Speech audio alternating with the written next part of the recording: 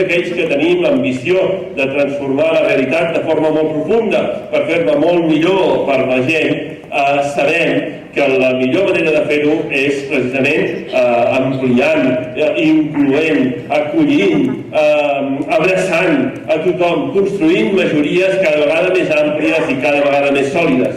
Haurem de ser a les escoles, haurem de ser en el debat acadèmic, intel·lectual, haurem de ser en el nostre humor, haurem de ser en les nostres lluites, pels nostres rius, per les nostres terres, haurem de ser a tot arreu.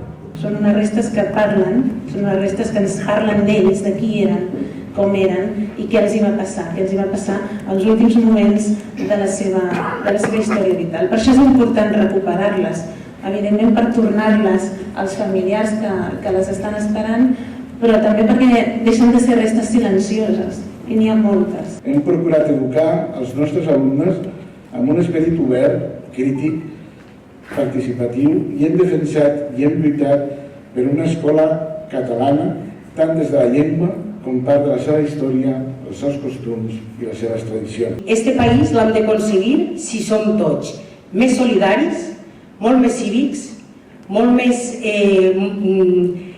mediambientalment sostenibles, més lliures i, evidentment, sense destruir res de tot el que ens envolta. L'any 2003 vam localitzar a Venezuela, a la capital de Venezuela, a Caracas, perquè havia estat l'advocat defensor de Lluís Companys, Ramon de Colomí. Des dels anys 40 no se'n sabia res.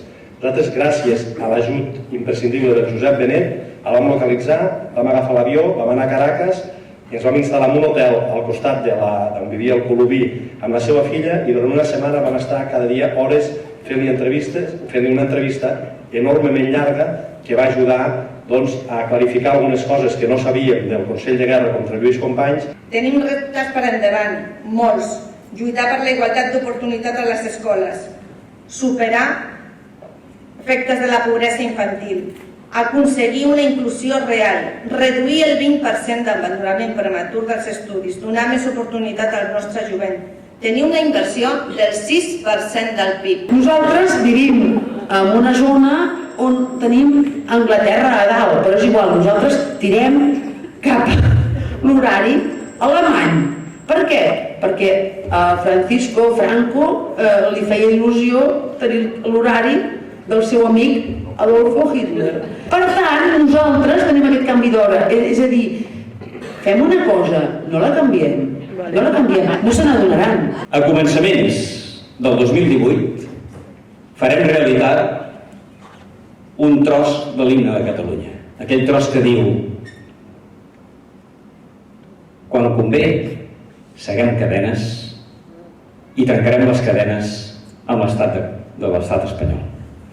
I per tant, li podrem dir al president Companys: president, hem complert allò que ens vas encarregar.